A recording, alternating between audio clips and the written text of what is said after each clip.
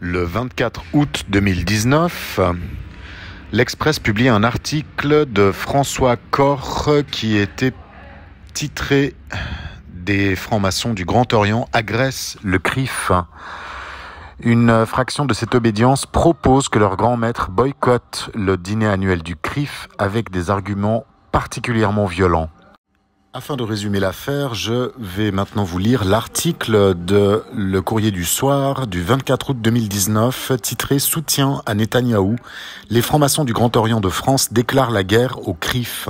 Le Grand Orient de France et le CRIF sont en instance de divorce, d'après l'Express. Selon le média français, le soutien du CRIF au gouvernement de Netanyahou indispose les francs-maçons. Va-t-on vers une guerre entre le CRIF et le Grand Orient de France ? La question se pose au moment où les relations entre les deux institutions deviennent de plus en plus houleuses.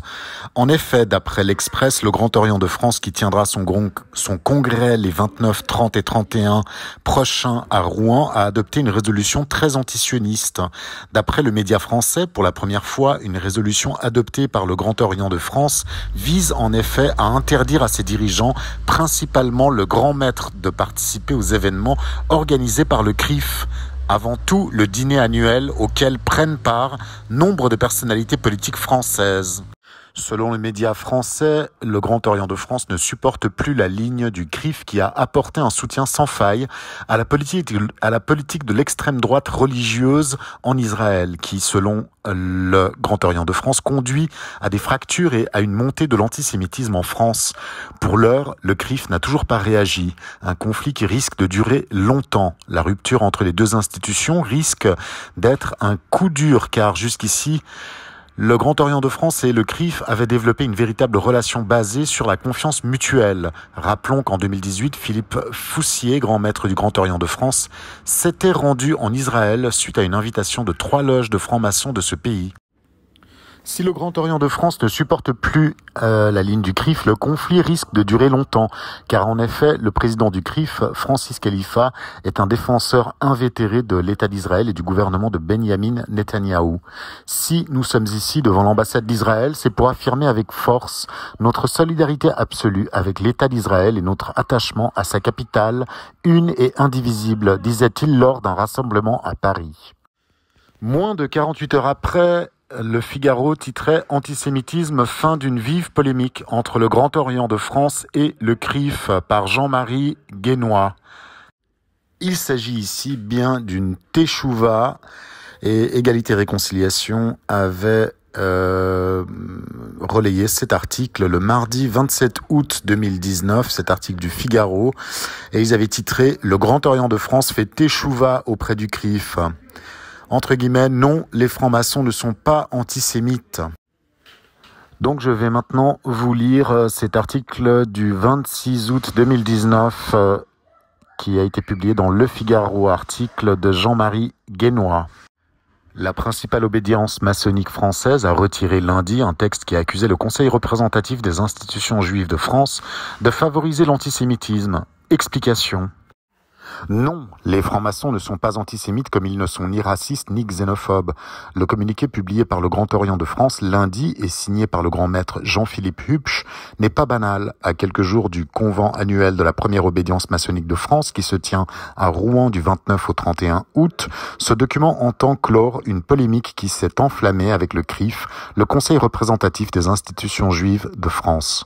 Un membre de l'une des 1360 loges de cette obédience, la loge parisienne, Maximilien l'Incorruptible, qui totalise 53 000 membres, a en effet rédigé en juin dernier ce que les francs-maçons appellent un vœu, c'est-à-dire une courte note d'orientation destinée à être soumise au vote de l'Assemblée générale qui se réunit à Rouen cette fin de semaine.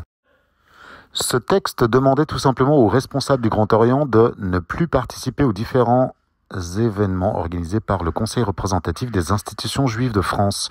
Motif de ce boycott de l'institution la plus représentative des juifs en France, à côté des instances religieuses, le suivisme du CRIF, selon le rédacteur du vœu de la politique d'Israël, qualifié de politique de l'extrême droite religieuse. Le texte dénonçant au passage le grignotage par Israël des territoires palestiniens, ce qui conduirait à une montée de l'antisémitisme. Ce vœu, une fois adopté par la loge, a été ensuite transmis au Congrès régional du Grand Orient pour vote et approbation, puis il a été inscrit et publié dans le dossier des membres de l'Assemblée générale nationale, le Convent, ce qui a alors conduit certains francs-maçons à en prendre connaissance. Scandalisés par son contenu, ils ont décidé de le rendre public il y a quelques jours, déclenchant cette violente polémique.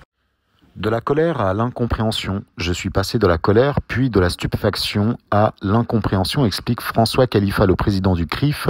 Comment une institution comme la franc-maçonnerie pouvait-elle émettre un vœu à la limite diffamatoire pour le CRIF et à la limite antisémite par les termes employés? Certes, j'ai aussitôt reconnu la prose mélanchonienne qui n'hésite pas, c'est un comble, à rendre le CRIF responsable de l'antisémitisme, mais j'ai eu très vite une conversation avec le grand maître du Grand Orient.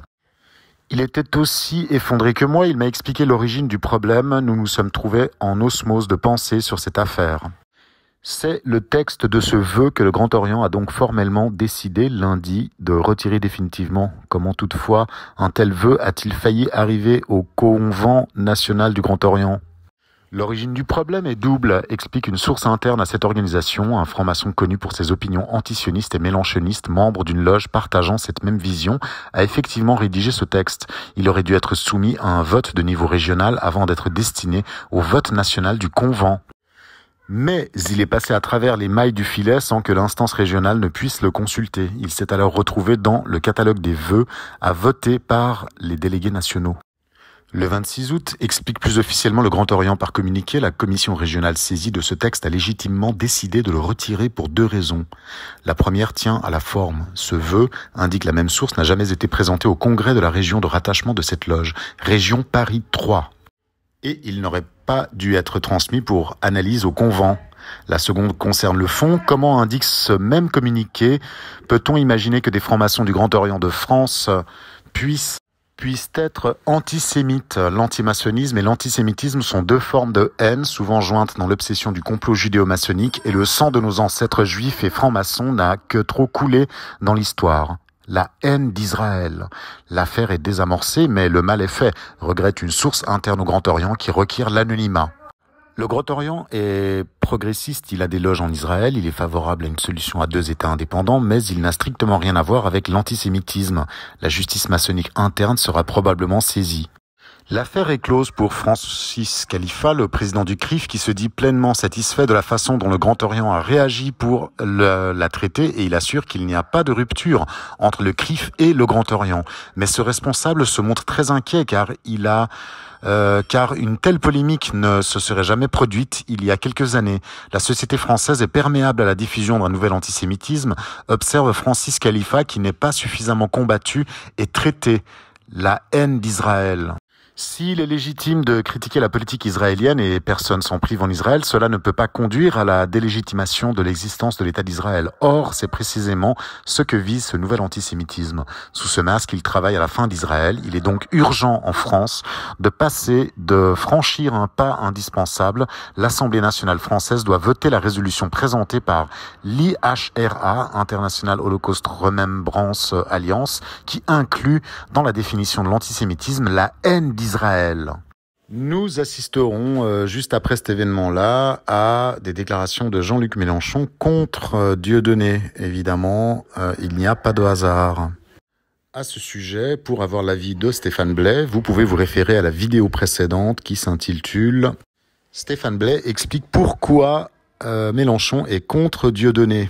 Maintenant que vous êtes au courant de cette affaire, laissons place à Stéphane Blais, donc une vidéo qu'il avait diffusée juste après cette affaire. Et donc on parlait d'implosion dans la franc-maçonnerie. Bonsoir à tous, c'est Stéphane Blais d'Istanbul. Comme promis, cette vidéo sur ce qui vient de se passer au Grand Orient. Alors, Grand Orient de France, donc l'obédience maçonnique. Pour ceux qui n'auraient pas vu, je redis ce que j'ai dit hier dans la vidéo précédente. C'est d'ailleurs sorti, je crois, dans l'Express, Le Point, enfin bon. Pour la première fois, des loges, des groupes de francs-maçons ont fait passer des votes dans leur loge pour faire pression sur le grand maître de l'obédience, c'est-à-dire celui qui dirige tout le Grand Orient, pour l'empêcher d'aller au dîner du CRIF, en disant que le CRIF n'était pas un organe qu'on pouvait respecter en tant que franc-maçon au sens littéral du terme, que c'était un organe communautariste et en plus qui travaille avec l'extrême droite israélienne et les ultra-orthodoxes, voilà. Et donc pour la première fois, on a des francs-maçons qui ont fait voter des choses qui sont censées remonter et qui sont remontées jusqu'à voilà, jusqu'au grand maître du Grand Orient, qui lui, bien évidemment, est à un degré supérieur et travaille avec le Bénébérite, avec le CRIF, avec les sectes racialistes juives interdites aux non-juifs. Alors, il y a des gens dans la dissidence haute qui m'ont dit oui mais c'est pas ça, c'est pas une révolution, ils font ça parce qu'ils sentent le vent tourner. Alors je voudrais apporter mon éclairage là-dessus. Il y a évidemment sans doute des personnes qui sentent le vent tourner, ça c'est clair, mais c'est beaucoup plus compliqué que ça. Connaissant très bien la manière dont fonctionnent les loges, je peux vous dire que pour pouvoir et pour parvenir à faire un vote dans sa loge contre le grand maître de l'obédience pour essayer de lui interdire de faire ceci ou cela, il faut quand même vraiment le vouloir. Donc c'est pas du tout ce que les gens pensent, c'est pas du tout ce que beaucoup de gens pensent, à savoir une route spa. Non, il faut pas tout mélanger. La franc-maçonnerie est basée sur justement ces trois dizaines de degrés, si on en oublie un, ça fait de 1 à 11, de 12 à 22 et de 23 à 33. Bon, ça fait 33 degrés. Bon. C'est seulement à partir du 22e, et c'est surtout au passage au 30e, qu'on comprend le caractère luciférien de la franc-maçonnerie, et surtout avant le 22e, on va dire. On ne peut pas comprendre que tout est orienté vers le sionisme, vers le suprémacisme juif, et on ne peut pas comprendre, même quand on est un jeune maître, si on ne s'est pas renseigné et si on n'a pas vraiment essayé de voir où tout ça allait, on ne peut pas savoir jusqu'où ça va, et donc on ne peut pas savoir que finalement les capitations qu'on envoie, c'est-à-dire l'argent qu'on donne tous les ans, voilà, pour louer le temple, etc. On peut pas savoir où ça va. Un jeune frère qui va demander à un frère plus âgé d'un degré supérieur, mais quand même je voudrais savoir, mais qu'est-ce qui se passe plus haut? Le frère va lui dire, ferme-la, définitivement. Voilà, va lui dire, t'es pas à ce degré-là. Si un jour tu l'atteins, tu verras bien. Voilà. Et je crois que, d'abord, le livre que j'ai écrit, Franc-maçonnerie, l'effroyable vérité, a été lu par des centaines, je dis ça pour être modeste, par des milliers de francs-maçons. Alors évidemment, ceux des hauts grades qui sont terrorisés par ce livre parce qu'il y a absolument toutes les vérités dedans, mais aussi par de jeunes maçons qui peuvent être sincères et dont beaucoup le sont, qui sont rentrés, comme j'ai pu rentrer moi, par erreur, mais je suis rentré aussi, hein, il y a 15 ans, et pour des raisons de recherche d'une spiritualité qui ne soit pas liée directement à une religion ou une autre, et espèce de partage philosophique, enfin ce sont des choses qui peuvent attirer, c'est compréhensible. Quand vous savez que Mozart a été franc-maçon, vous vous dites, bon, ça peut être intéressant. Et c'est comme ça que les gens rentrent. Une fois que vous êtes rentré, vous vous apercevez que vous avez affaire à un mur. C'est-à-dire que lorsque vous demandez ce qui se passe après, parce que là vous êtes apprenti, ou après vous allez être compagnon, mais on vous dit, non, mais ça te regarde pas. Et je crois que ce qui s'est passé, c'est que, en même temps, ce livre, plus les événements qui se passent en France depuis 2 ou 3 ans, plus le symbole absolument hallucinant et terrifiant qu'a donné François Khalifa, ce clown là qui préside le CRIF et qui a attrapé Macron comme ça par la main, comme son trophée, montrant bien que c'était sa pute. Bon, je veux dire, ça a choqué toute la France, ça a choqué tous ceux qui l'ont vu, et ça a choqué aussi beaucoup de francs-maçons. Et je crois que ce genre de choses tend à éveiller les gens sur la réalité de tout ça. Bon, vous ajoutez à ça la politique de l'extrême droite israélienne de Netanyahou qui massacre et génocide les Palestiniens. Vous avez tout pour qu'un jeune franc-maçon qui n'est pas encore vicié par le système, qui est rentré peut-être tout à fait honnêtement pour partager des choses philosophiques et qui est là comme ça, il a vraiment tout pour s'énerver à ce moment-là. Et je ne crois pas, je sais que c'est ce qui s'est passé. Il y a énormément de discussion actuellement, pas seulement au Grand Orient, mais à la Grande Loge de France et dans toutes les obédiences qui pratiquent le rite écossais ancien et accepté. Et il y a beaucoup de jeunes frères ou de jeunes sœurs qui ne veulent pas être les dindons de la farce et qui voudraient quand même savoir, ils demandent pas les mots de passe des hauts degrés, mais ils demandent un petit peu de savoir, mais après, tout ça c'est quoi? Parce qu'il y a quand même des ramifications qui sont bizarres dans votre truc. Bon. Et je sais qu'il y a de plus en plus de discussions de ce genre, et que comme, bien évidemment, le haut de la structure ne répond pas ou leur dit d'aller se faire mettre, ça ajoute de la colère, et ça ajoute une plus grande détermination à savoir dans quoi ils ont mis les pieds. Donc c'est pour ça que je dis que c'est une très très bonne nouvelle, et je sais qu'il y a beaucoup de frères qui... s'ils ne parviennent pas à avoir des explications, s'ils ne parviennent pas à empêcher le grand maître de leur obédience d'aller lécher les pieds du président du CRIF, s'ils n'arrivent pas à avoir des informations plus claires sur à quoi est utilisé, par exemple, l'argent des loges, à quoi est lié le grand maître du Grand Orient ou autre, eh bien, s'ils n'ont pas ces informations-là, soit ils font un putsch de l'intérieur, et alors là, ça va imploser, c'est déjà le cas, soit beaucoup partiront. Et s'ils partent, eh bien évidemment, ce sera terrible pour la franc-maçonnerie, parce que quand même, il ne faut pas oublier que la franc-maçonnerie, c'est avant tout des capitations, c'est-à-dire des pépettes. Voilà, des pépettes. Hein, c'est minimum 400 € par an, à peu près, par frère. Vous savez combien de dizaines de milliers de frères il y a. Hein. Donc, il y a beaucoup de questionnements actuellement, et depuis, surtout depuis 2 ans, dans la franc-maçonnerie, de jeunes frères qui se demandent dans quoi ils ont mis les pieds, et qui vraiment veulent le savoir et ne veulent pas être utilisés à leurs dépens. Et étant donné les gaffes, les déclarations, les choses incroyables qui ont été faites depuis quelques années, de plus en plus par les grands maîtres des obédiences, on a vu le grand maître, alors je sais plus, c'était le grand maître de la Grande Loge de France, je crois, qui avait remis médaille, la plus haute distinction maçonnique à Madame Vallaud-Belkacem, hein, pour avoir bien détruit l'école. Ça, c'était il y a 2 ans. On voit maintenant que la franc-maçonnerie s'engage, le Grand Orient s'engage pour un peu plus de, comment dirais-je, après le mariage gay, maintenant on va avoir les choses génétiques, les trans, machin, enfin bref. Et il y a des gens qui sont dans la franc-maçonnerie qui n'ont pas envie d'aller vers une société qui prend parti pour ça. D'abord, la franc-maçonnerie, justement, n'a pas vocation à le faire normalement. Elle prétend être apolitique et totalement en dehors des religions. Sauf qu'on voit que c'est pas le cas, et c'est un des arguments qui a été repris par les